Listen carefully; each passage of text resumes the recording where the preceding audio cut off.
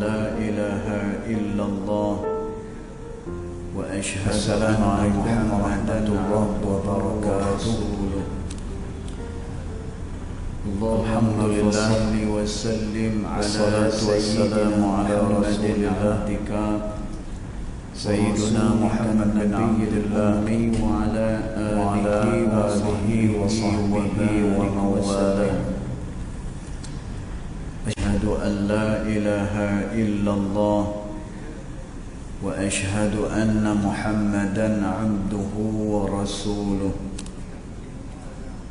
اللهم فصل وسلم على سيدنا محمد عبدك ورسولك النبي الأمي وعلى آله وصحبه وبارك وسلم.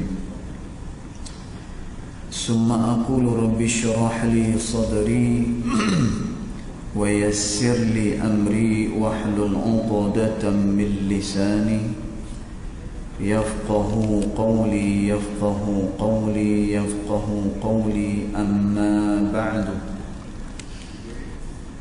قال الله سبحانه وتعالى في تنزيله: لقد كان لكم في رسول الله أسوة حسنة.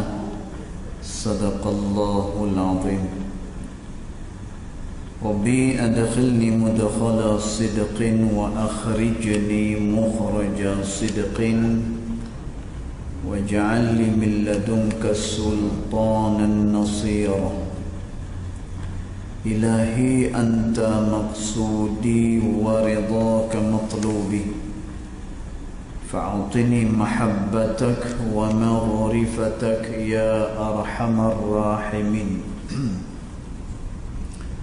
Alhamdulillah, yang pertama-tamanya kita merafakkan kesyukuran kehadiran Allah Subhanahu wa Ta'ala, yang mana dengan limpah kurnianya, dengan rahmatnya, alhamdulillah,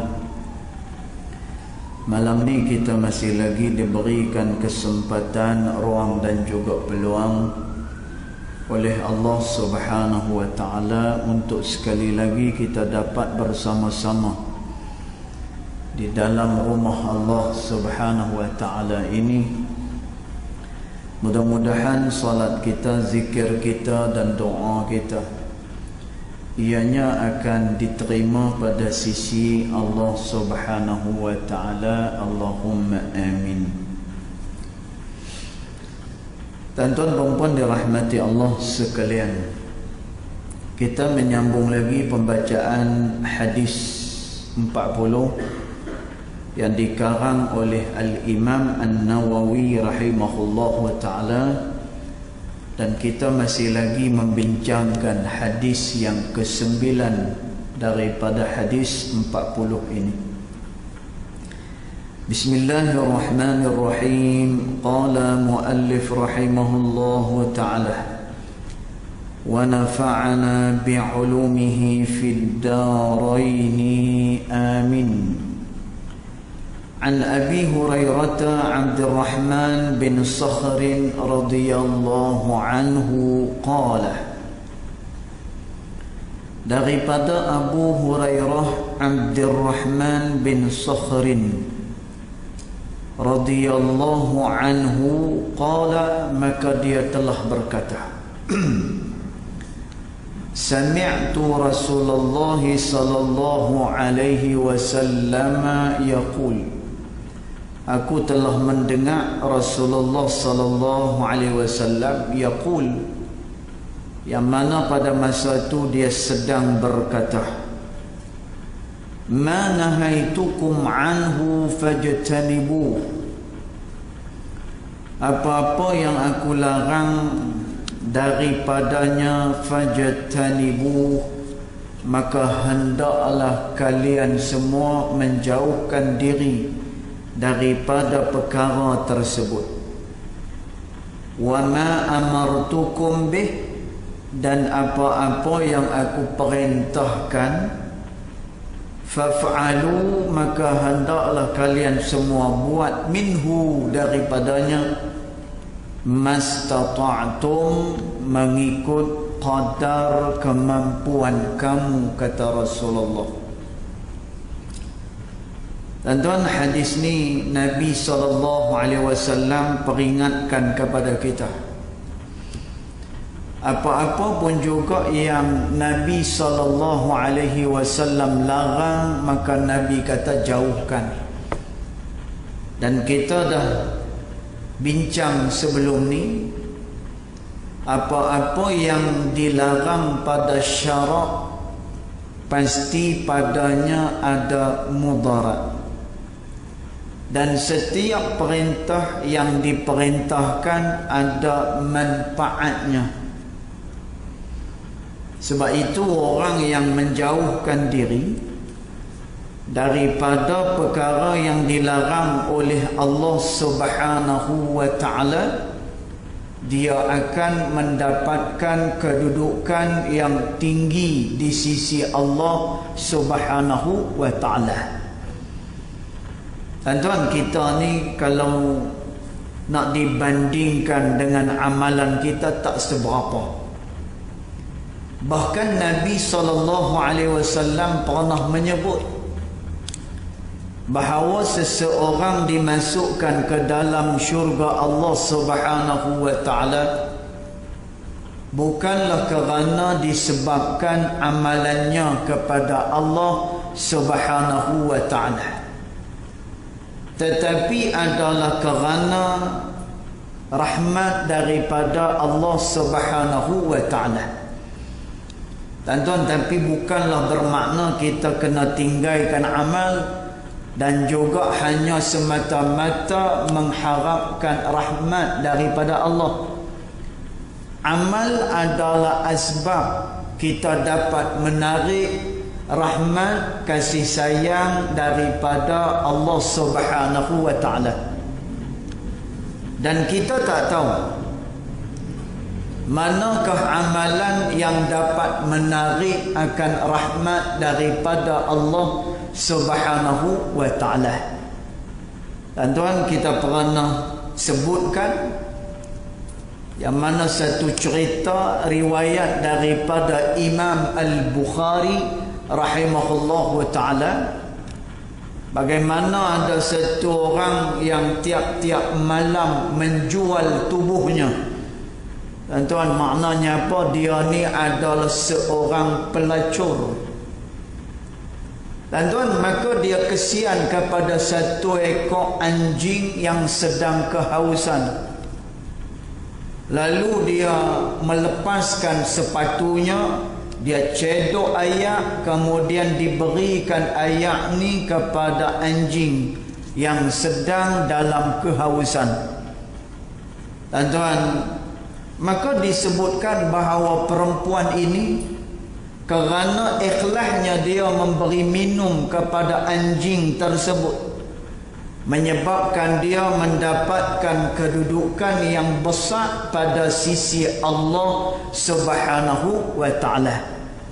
Tuan-tuan, maka kita tak tahu manakah dia amalan yang Allah Subhanahu wa ta'ala redha dekat kita, mana satu amalan yang dapat menarik rahmat daripada Allah Subhanahu wa ta'ala. Maka kerana tu amalan dia adalah asbab untuk kita menarik rahmat, kasih sayang daripada Allah Subhanahu wa ta'ala. Tuan-tuan, jadi beramal dia kena beramal yang walaupun Nabi SAW kata bahawa umat ni dia dimasukkan ke dalam syurga Allah bukan kerana dengan amalan dia, tetapi kerana dengan rahmat daripada Allah Subhanahu wa ta'ala. Tuan-tuan, maka amalan kita ni banyak yang lemah, amalan kita banyak yang kurang. Tuan-tuan, sembahyang kita saja pun tak sah ni berapa peratus ya yang kita boleh hadirkan hati kita pada sisi Allah Subhanahu wa ta'ala. Tuan-tuan, bacaan Al-Quran kita Berapa banyak sangat yang kita baca ayat-ayat suci Al-Quranul Karim.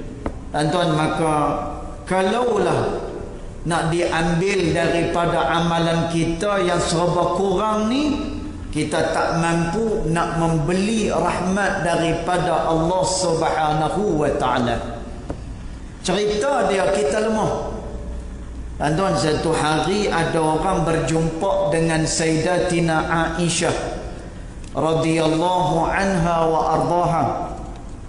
Lalu dia tanya kepada Sayyidatina Aisyah, "Wahai Aisyah, kami ni adalah orang yang tak banyak sembahyang."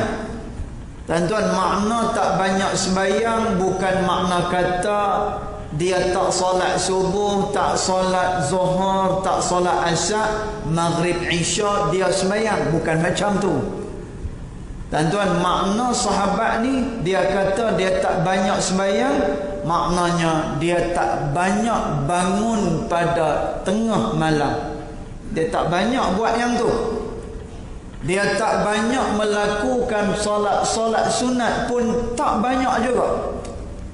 Kemudian dia kata lagi pada Aisyah radhiyallahu anha wa ardaha, "Wahai Aisyah, kami ni pula kurang menginfakkan harta pada jalan Allah. Maknanya sedekah pun kurang. Tapi kami ni teringin, wahai Aisyah, kami nak jadi orang-orang yang banyak beribadat kepada Allah Subhanahu wa ta'ala." Tuan-tuan, kita kalau nak tandingi amalan-amalan orang yang dekat dengan Allah Subhanahu wa ta'ala, mungkin payah dan juga berat atas kita. Tuan-tuan, Pak Sumit Pak Sumit kita lah, Bukit Tembaga. Tuan-tuan, dia kata apa? Dulu masa Pak Su dulu muda, dia kata sehari ni baca Al-Quran boleh 5 juzuk, dia kata. Masa muda dulu. Tapi bila dah mai umur tua ni tak larat dah. Mai umur tua ni rasa berat sangat nak beramai. Jadi tiap-tiap hari boleh baca 2 juzuk je lah. Tuan-tuan, masa muda boleh baca 5 juzuk sehari. Kemudian dah tua ni, dia kata tak larat dah. Jadi bolehlah satu hari 2 juzuk. Tuan-tuan, kita jangan kata 2 juzuk. Nak baca setengah muka pun payah nak jumpa. Tuan-tuan, jadi kalau nak kira dengan amalan kita yang banyak kurang ni, dan juga kita memang orang yang benar-benar kurang dalam beramal kepada Allah Subhanahu wa ta'ala. Tuan-tuan, sahabat dia tanya dengan Aisyah radhiyallahu anha wa ardaha. Kita nak kena faham situasi. Yang bertanya ni adalah sahabat Nabi sallallahu alaihi wasallam. Yang kata ulama, kullu ashabi Rasulillah udul, kata ulama. Setiap daripada sahabat-sahabat Nabi sallallahu alaihi wasallam, mereka itu adalah orang yang udul. Tuan-tuan, udul ni apa dia? Orang yang istimewa. Mereka adalah orang-orang yang sangat adil. Tuan-tuan, sahabat dia kata kepada Aisyah, "Wahai Aisyah, kami tak banyak sembahyang, kami tak banyak bersedekah." Tuan-tuan, kita kena faham yang sebut ni adalah sahabat Nabi sallallahu alaihi wasallam. Jadi kalau kita nak banding dengan diri kita, kita ni memang kurang sungguh dalam beramal kepada Allah, dah beramal tak sempurna pula. Tuan-tuan, maka sahabat tanya dengan Aisyah, "Wahai Aisyah, kami ni kurang sembahyang tengah malam, kami kurang buat solat sunat, kami kurang pula infakkan harta pada jalan Allah Subhanahu wa ta'ala. Tapi kami teringin nak jadi orang-orang yang banyak beramal kepada Allah Subhanahu wa ta'ala." Tuan-tuan, kita nak jadi sebagaimana awliya Allah itu jauh lagi. Tuan-tuan, jauh lagi. Kalau kita tengok Al-Imam Mutawalli Sya'rawi rahimahullah ta'ala. Tuan-tuan, Imam Mutawalli Sya'rawi salah seorang ulama besar daripada Mesir. Tuan-tuan, masa dia menjawat jawatan sebagai Menteri Waqaf. Menteri, tuan-tuan. Dia bukannya EJK Masjid, bukan dia, menteri. Tuan-tuan, masa dia menjawat jawatan sebagai Menteri Waqaf, sembahyang malam dia tiap-tiap malam sebanyak 800 rakaat. Tiap-tiap malam. Masya Allah. Tuan-tuan, benda ni diberitahu oleh kawan qarib kepada Imam Mutawalli Sya'rawi rahimahullah ta'ala. Dia kata apa? Aku ni dulu, bila Al-Imam Mutawalli Sya'rawi dia naik jadi menteri, aku nasihat pada dia, wahai Imam, kalau kamu terimalah jawatan sebagai menteri ni, nanti akan menyebokkan kamu tak boleh beribadah kepada Allah. Tuan-tuan, kata Imam Mutawalli Sya'rawi lagu mana? Dia kata, jawatan tu nanti akan kalah dengan amalan yang aku lakukan kepada Allah.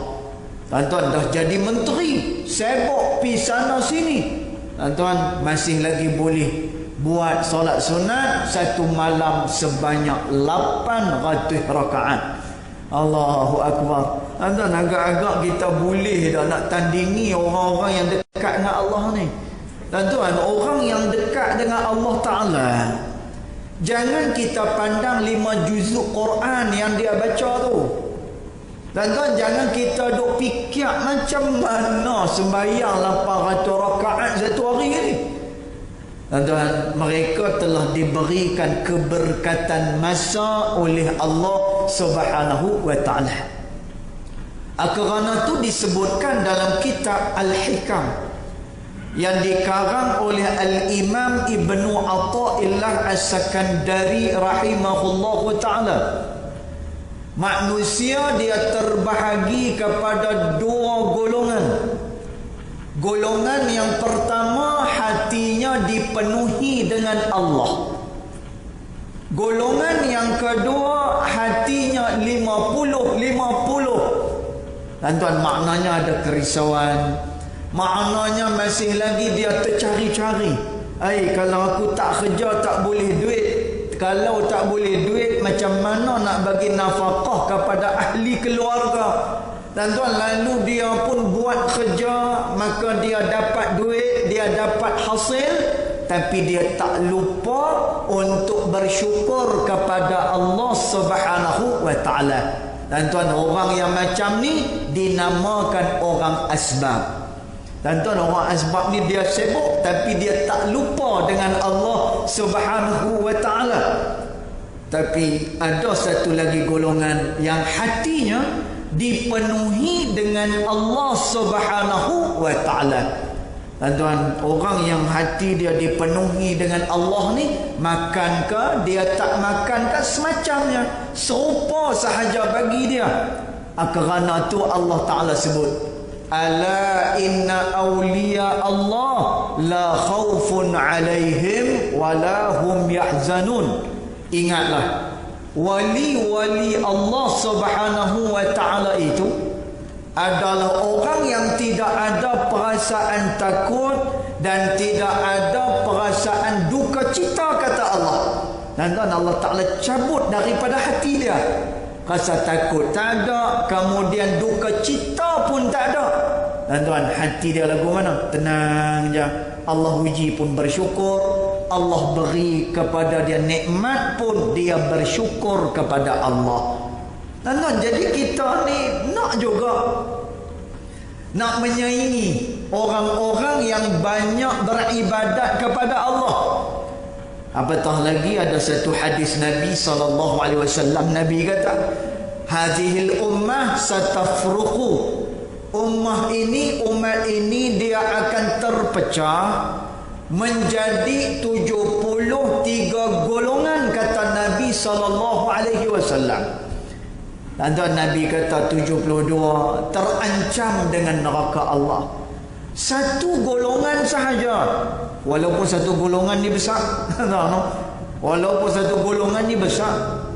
Maknanya satu dunia ni, siapa-siapa yang berjalan atas Ahlus Sunnah wal Jamaah, siapa-siapa yang mengikuti ajaran Nabi SAW, maka dia tergolong, termasuk daripada golongan yang satu ni. Tuan-tuan, Nabi kata 72 terancam dengan neraka Allah. Satu sahaja yang akan dijamin syurga oleh Allah Subhanahu wa ta'ala. Tuan-tuan, maka kita pun jadi risau. Agak-agak kita ni tergolong tak, tuan-tuan, daripada golongan orang yang diberikan keselamatan oleh Allah Subhanahu wa ta'ala, sebagaimana yang Allah Ta'ala sebut daripada suratul Baqarah, ulaika ala hudam min rabbihim wa ulaika humul muflihun. Mereka adalah orang-orang yang berjalan di atas hidayat Allah dan mereka diberikan kejayaan oleh Allah. Dan dalam tafsir Al-Jalalain menyebut makna kejayaan di dalam ayat ni, orang ni diberikan kejayaan di dunia, bukan setakat di dunia, dia pi ke akhirat juga diberikan kejayaan oleh Allah. Dan tuan, maka orang ni tanya, sahabat tanya dengan Sayyidatina Aisyah radhiyallahu anha wa ardaha, wahai Aisyah, kami ni jenis yang kurang beramal kepada Allah, tapi kami nak menyaingi mereka, macam mana? Dan tuan, kata Sayyidatina Aisyah radhiyallahu anha wa ardaha, ittaqil maharim, tinggalkan benda-benda yang diharamkan oleh Allah. Dan tuan, ni yang kita baca malam ni. Kata Nabi SAW, ma nahaitukum anhu fajtanibu, apa-apa yang aku larang daripada kemaksiatan itu, fajtanibu, maka hendaklah kamu jauhkan diri kamu, kata Nabi SAW. Dan tuan, kata Sayyidina Abdullah ibn Abbas radhiyallahu anhu, dia kata apa? Nak meninggalkan benda yang dilarang oleh Allah dan Rasul berat. Dan tuan, berbanding dengan dia nak buat kebaikan, ketaatan kepada Allah Subhanahu wa ta'ala. Tuan-tuan, sebab itu ada satu kaedah usul fiqh menyatakan, dia kata idra'ul mafasid awla min jalbil masalih. Dan tuan, ulama kata apa? Menolak kerosakan itu adalah lebih utama daripada kamu nak mendapatkan ataupun nak membuat perkara-perkara kebaikan. Dan tuan, menolak segala keburukan, kefasadan itu lebih aula lagi. Dan tuan, kenapa? Nak jauhkan diri daripada benda yang diharamkan oleh Allah, sukar dan payah, berbanding nak buat taat dengan Allah Subhanahu wa ta'ala. Dan tuan, kerana tu orang yang nak jauhkan diri daripada melakukan benda yang diharamkan oleh Allah ni, dan tuan, yang pertama sekali, dia mesti mempunyai dorongan yang kuat meninggalkan benda yang diharamkan oleh Allah. Tuan, dia punya dorongan dia mesti nak kena kuat. Kalau tak kuat tak boleh. Tuan-tuan, pasal apa? Benda yang diharamkan ni, dia adalah benda yang sesuai dengan hawa nafsu. Dan tuan, kata Nabi sallallahu alaihi wasallam, kata Rasulullah sallallahu alaihi wasallam, jalan nak menuju ke syurga Allah Subhanahu wa ta'ala, jalannya adalah kepayahan dan kesukaran, kata Nabi. Tanda memang payah, no? Kita nak dapatkan kebaikan, keistimewaan, tuan-tuan kena mangkit tengah malam. 1/3 malam tu jangan tidur, tuan-tuan kena mangkit masa tu. Kenapa? Kerana disebutkan dalam hadis qudsi, Allah Subhanahu wa ta'ala kata, siapa dia yang nak minta ampun sekarang ni sepertiga malam. Siapa yang nak minta ampun, aku ampunkan dia. Siapa yang nak taubat, aku terima taubat dia. Siapa yang ada hajat, aku tunaikan hajat dia. Dan bila ni? Sepertiga malam pada waktu kita sedang diulik mimpi. Masa kena pula hujan. Mojok hari ni hujan petang. Mojok hujan petang. Kalaulah dia hujan nak dekat subuh 5.47, dia azan pukul 5, dia apa ni? Azan 5.47, turun hujan 5.45. Dia kata tak apa, 2 minit lah, 2 minit lah. 5.47 kita mangkit lah. Mangkit tu dia tuan-tuan waktu duha dah. Pukul 10 pagi dah, waktu duha dah. Allahu akbar. Tuan-tuan, kata Nabi SAW, jalan nak ke syurga Allah Subhanahu wa ta'ala masyaqqah. Jalannya adalah jalan kepayahan, kesukaran. Dan kerana tu mesti nak kena ada hati yang kuat di dalam nak meninggalkan benda yang dilarang, yang diharamkan oleh Allah Subhanahu wa ta'ala. Dan macam mana nak mendapatkan hati yang tegar meninggalkan benda yang diharamkan oleh Allah? Dan disebutkan oleh ulama, antaranya apa yang disebutkan oleh Al-Imam Ali Daqqah rahimahullah ta'ala. Dia kata apa? Perjalanan seseorang yang nak menuju kepada Allah Subhanahu wa ta'ala ni, dia tak boleh meninggalkan satu rukun yang sangat besar. Dan dia tak boleh tinggalkan ni. Kalau betul dia nak dekat dengan Allah, kalau betul dia nak jadi orang yang istimewa di sisi Allah. Dan apa rukun yang paling besar? Zikrullah. Hendaklah dia zikir kepada Allah Subhanahu wa ta'ala. Dan zikir ni dia mempunyai kesan yang begitu besar. Di dalam seseorang dia nak mendekatkan dirinya kepada Allah Subhanahu wa ta'ala.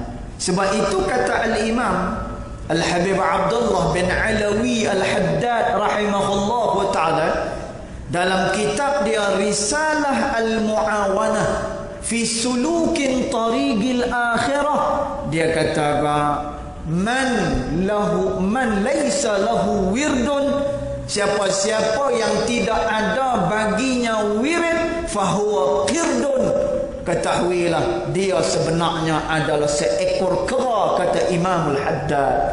Tuan-tuan, bila orang ni tak ada wirid, bila orang ni dia tidak ada zikir kepada Allah, dia telah meninggalkan rukun yang sangat besar. Seolah-olah macam sembahyang, tuan-tuan. Sembahyang ada rukun dia. Bila kita sengaja meninggalkan rukun sembahyang, tuan-tuan, sembahyang dia jadi tidak sah. Bila mana sembahyang tidak sah, bagaimana nak diterima oleh Allah Subhanahu wa ta'ala? Maka kata ulama, orang yang nak dekatkan dirinya pada Allah, hati perlu disucikan dengan memperbanyakkan zikir kepada Allah Subhanahu wa ta'ala. Tuan-tuan, zikir ni, bila mana kita sebut nama Allah Subhanahu wa ta'ala, Allah akan menurunkan rahmat dia. Dan sebab itu banyak-banyakkan zikir. Kita zikir ni bukan kosong, tuan-tuan. Yang kita duk meratik itu, yang tu bukan kosong tu. La ilaha illallah. Ya, tuan-tuan, walaupun sebahagian ulama kata zikir-zikir ni kalau seandainya tidak hadir hati dengan Allah, dia tak dapat pahala. Tuan-tuan, dia tak dapat pahala. Kalau seandainya dia zikir tak hadir hati dengan Allah. Tapi berbeza pendapat dengan Al-Imam Ibn Hajar Al-Haytami rahimahullahu ta'ala. Imam bin Hajar kata, walaupun orang yang berzikir ni tidak hadir hati dia, dia tetap mendapatkan pahala kebaikan daripada Allah Subhanahu wa ta'ala. Tuan-tuan, kata Imam Ghazali rahimahullahu ta'ala, biar orang ni zikir sekalipun dia lalai, itu lebih baik berbanding dengan orang yang lalai tetapi mulutnya tak berzikir dengan Allah Subhanahu wa ta'ala. Tuan-tuan, yang ni lagi bahaya lagi banding dengan orang tadi. Dia sebut la ilaha illallah, meratik malam kenduri kan. No, walaupun dia punya otak dia duk ada dekat nasi biryani, walaupun kepala dia ada dekat bihun sup, tak kira lah. La ilaha illallah, lalai. No, tapi nampak pada zahir dia punya goyang tu macam nak putih kepala. No, tapi dalam kepala otak tak ingat apa dah, melainkan apa, lepas ni makan apa kan. Ada orang dia jenis lagu tu. Tuan-tuan, ya, ada pendapat ulama kata tak dapat pahala zikir yang macam tu. Tapi Ibn Hajar kata tak dapat pahala. Pasal apa? Dia sebut nama Allah Ta'ala tu. Imam Ghazali rahimahullahu ta'ala pula kata apa? Imam Ghazali kata lebih baik orang yang lalai tapi dalam keadaan lidahnya menyebut nama Allah berbanding dengan orang yang lalai tetapi lidahnya kering daripada menyebut nama Allah Subhanahu wa ta'ala. Tuan-tuan, maka orang yang zikir ni Allah Subhanahu wa ta'ala akan turunkan rahmat pada dia. Allah Ta'ala kata apa? Fadhkuruni adhkurkum. Ingatlah kepada aku, sebut nama aku, kata Allah, azkurkum, pada masa itu aku akan ingat dan aku akan turunkan rahmat kepada kamu. Tuan-tuan, jadi kita sebut ni Allah, Allah, Allah, azkurkum, aku akan sebut nama kamu juga, kata Allah.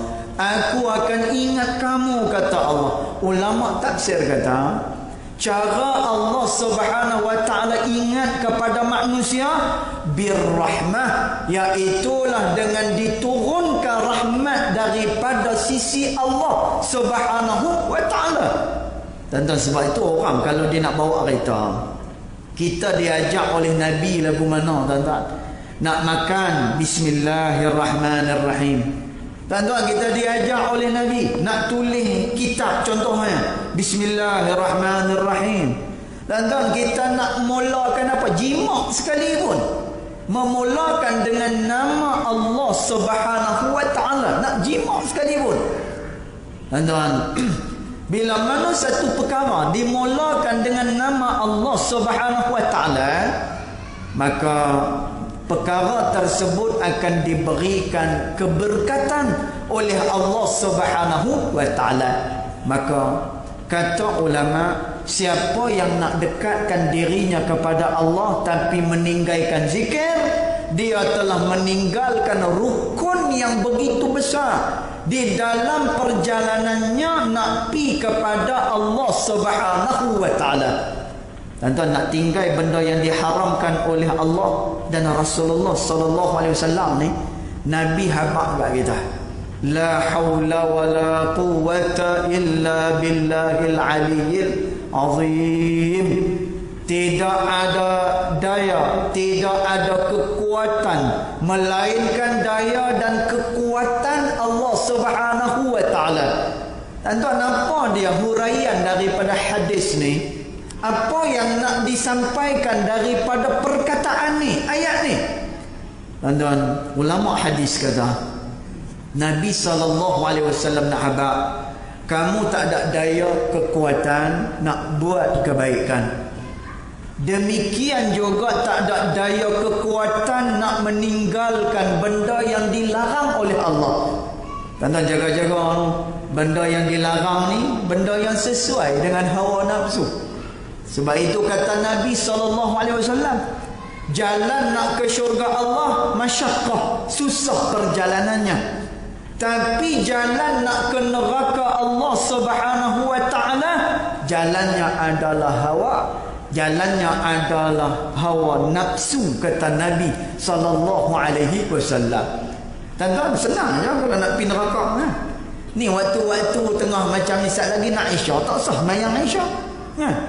Baik kita pi dine-in kat mana-mana kan. Ni lepas Isya sat lagi ni orang ramai. Jangan kata waktu lepas Isya tuan-tuan. Tadi saya nak main sini khaitam renyuk banyak. Allah. Sebab tu saya selalu kata dalam apa ni Facebook pun kita tegur tuan-tuan. Saya kata apa? Jangan sampai terlupa walaupun dah 2 dos, jangan terlupa SOP. Hak tu jangan lupa. Sebab Nabi SAW bila berhadapan dengan wabak ni, Nabi ajak dah. Benda yang paling besar, paling penting dalam menghadapi wabak ni adalah menjaga SOP. Ni dak tuan-tuan, kira 2 dos ni. Tak kira dah kawan tu batuk ke demam, 2 dos dah hari lah. 2 dos dah. Masuk-masuk. Kawan tu demam. Kawan tu batuk. Ni nak balik kampung. Saya kata kena buat dulu calitan kendiri. Buat calitan kendiri, dapat dia punya result, dapat dia punya keputusan. Yang tu bagi dekat pihak penguasa. Kan? Bagi. Baru betul tuan-tuan. Tengok dia ni negatif. Okey. Tafadhal, silakan. Tengok dia ni positif. Jangan patah balik. Ni tak kira 2 dos lagi. 2 dos. Kawan tu pun separuh mati. Sampai-sampai rumah dia menjadi penyebab kepada apa? Tersebarnya akan penyakit ni. Allah Akbar. Baik, balik pada tadi tu. Jadi kita nak tinggalkan benda yang dilarang oleh Allah dan juga oleh Nabi SAW. Nabi Haba'ah, kamu tidak ada daya dan kekuatan nak buat kebaikan. Tak ada. Kamu juga tidak boleh nak meninggalkan kejahatan, kata Rasulullah, melainkan dengan daya dan kekuatan yang diberi oleh Allah Subhanahu wa ta'ala. Tuan-tuan, maka kita nak dapatkan kedudukan yang tinggi dan istimewa dalam meninggalkan benda yang dilarang oleh Allah ni. Bahkan Sayyidatina Aisyah kata, ittaqil maharim, kamu tinggal benda-benda yang diharamkan oleh Allah, takun a'badan nas, kamu akan jadi sama macam orang-orang yang banyak beribadah kepada Allah Subhanahu wa ta'ala. Tuan-tuan, tapi nak tinggal benda yang dilarang oleh Allah, benda yang dilarang tu sesuai dengan kehendak dan juga nafsu kita. Kerana tu kita berjalan ni dengan apa? Dengan pertolongan daripada Allah Subhanahu wa ta'ala. Dan tuan, sebab itu jangan tinggalkan 2 benda, 2 amalan zikir. Yang mana zikir ni tuan-tuan tak perlu ijazah. 2 zikir ni tak perlu nak pergi jumpa mana-mana tok guru, tak payah. Tuan-tuan, kita dapat ijazah besar langsung daripada Rasulullah sallallahu alaihi wasallam. Tuan-tuan, 2 benda ni kalau kita buat pasti akan dapat pahala di sisi Allah. Tuan-tuan, pasti dapat pahala. Apa dia 2 amalan ni? Satu, qiraatul Quran, baca Al-Quranul Karim. Tuan-tuan, baca Al-Quran tiap-tiap hari memang boleh pahala dah. Kita faham tak faham, boleh pahala. Tuan-tuan, satu lagi apa dia? Salawat kepada Nabi sallallahu alaihi wasallam. Tuan-tuan, orang yang bersolawat ni pasti dah sekali selawat 10 kali selawat daripada Allah Subhanahu wa ta'ala. Tuan-tuan, maknanya apa? Rahmat daripada Allah Subhanahu wa ta'ala. Ni dak tuan-tuan. Dia nanti nak pergi Gunung Jerai dulu. Dia nanti nak pergi kat Perdu Pokok dulu. Baru dia nak beramai. Ni power ramalan ni. Tuan-tuan, Quran dan selawat ni, Masya Allah, Tabarakallah, amalan yang tidak akan ditolak sama sekali oleh Allah Subhanahu wa ta'ala bagi sesiapa yang melafazkannya, sama ada dalam keadaan hadir hati ataupun lalai hati. Dia pasti akan mendapatkan rahmat daripada sisi Allah Subhanahu wa ta'ala. Mudah-mudahan dengan zikir dan amalan yang kita lakukan, kita dapat kekuatan dalam kita meninggalkan benda yang dilarang oleh Allah Subhanahu wa taala. Insya-Allah tuan-tuan, kita dah sampai dah kepada pengakhiran hadis ni. Minggu depan kita akan sambung pada ibarat yang berikutnya. Yang baik datang daripada Allah Subhanahu wa taala, yang tidak baik datang daripada kejahilan diri saya sendiri, walaupun hakikat kedua-duanya datang daripada Allah Subhanahu wa taala. Wallahu a'lam.